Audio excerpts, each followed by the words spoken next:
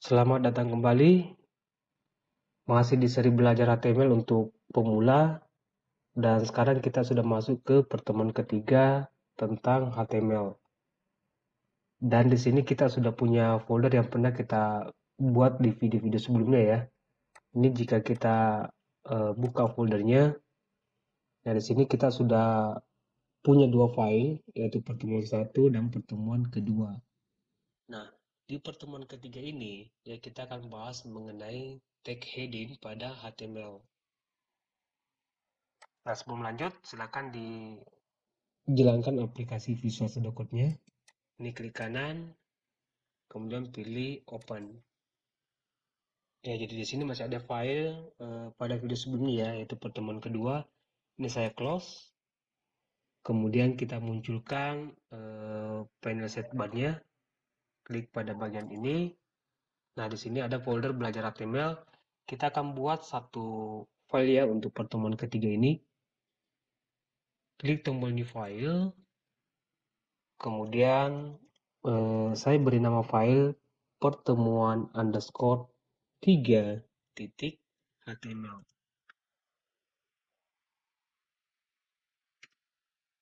Ini saya sembunyikan lagi untuk sidebar-nya supaya area kerjanya lebih luas dilihat ya.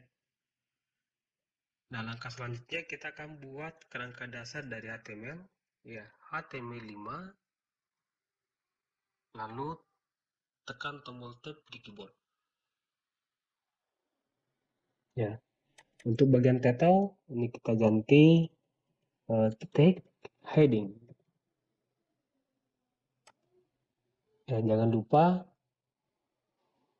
yang belum atur auto save-nya ya. Ini dicentan dulu pada bagian auto save-nya supaya setiap ada perubahan pada Visual Studio Code-nya itu akan disimpan secara otomatis. Ya, tidak perlu Ctrl S atau ke tab menu file kemudian save. Nah, sampai di sini kita jalankan dulu filenya ya. Kita akan kembali ke folder latihan kita. Klik kanan, kemudian open. Nah, di sini sudah ada file pertemuan ketiga yang barusan kita buat. Ini tinggal klik kanan, kemudian pilih open.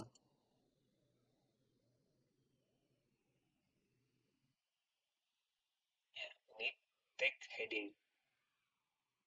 Nah, ingat aplikasi browsernya ini jangan di close ya.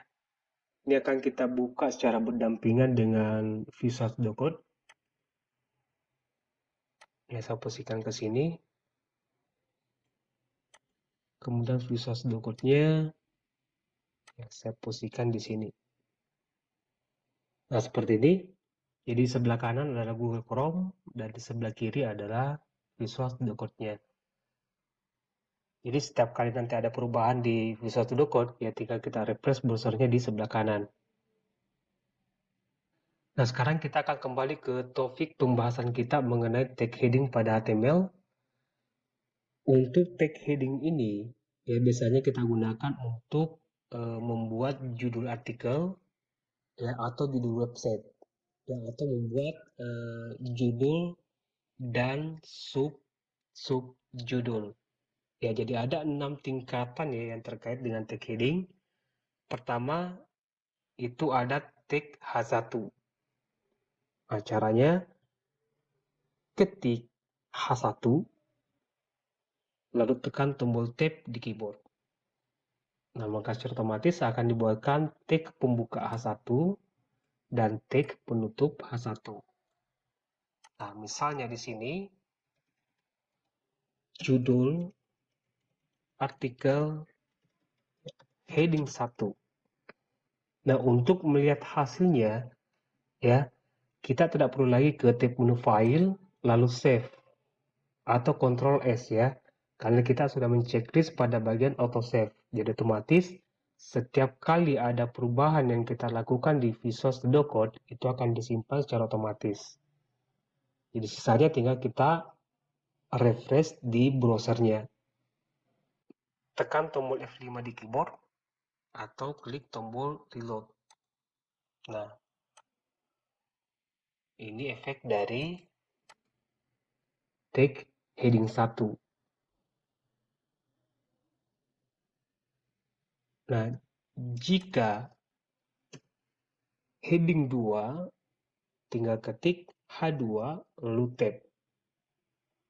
Sekarang kita lihat perbedaannya antara heading 1 dengan heading 2. Judul artikel heading 2. Refresh browsernya. Nah, jadi heading 1 lebih besar dibanding dengan heading 2. Ya, begitu pula dengan heading 3 dan seterusnya. Hal 3, judul artikel heading 3. Ya, refresh browsernya untuk melihat hasilnya. Nah, untuk H4,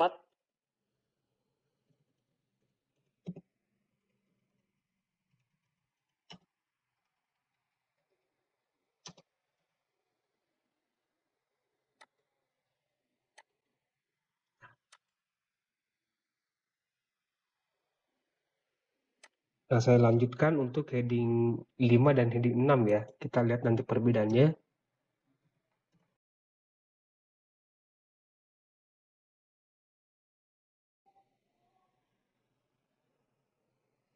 Nah, sekarang saya refresh browsernya.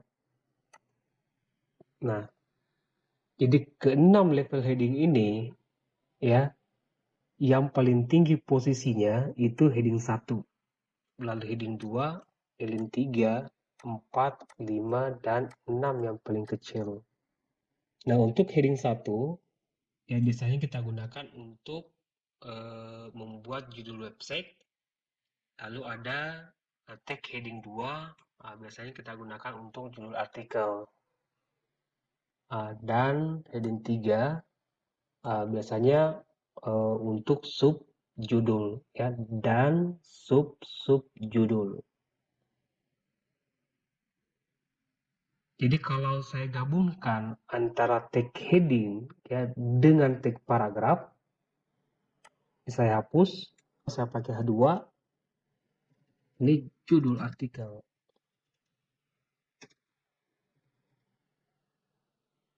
Lalu di bawahnya saya butuh paragraf, saya gunakan Loren. Lalu alternatif Z supaya ini Word ya. Nah, jadi kurang lebih seperti ini bentuknya. Nah, jadi konsep seperti ini yang nantinya paling sering kita gunakan ketika kita membangun sebuah website. Ya, ada judul artikel dan paragraf. Ya, terutama nanti ketika kita belajar yang namanya CSS. Nah, jika saya refresh browsernya, nah, maka kita akan dapat hasil seperti ini. Nah, judul artikel menggunakan tag H2, lalu ketiga baris ini menggunakan tag P atau paragraf. Baik, saya rasa cukup untuk video kali ini. Semoga bermanfaat dan sampai jumpa di video berikutnya.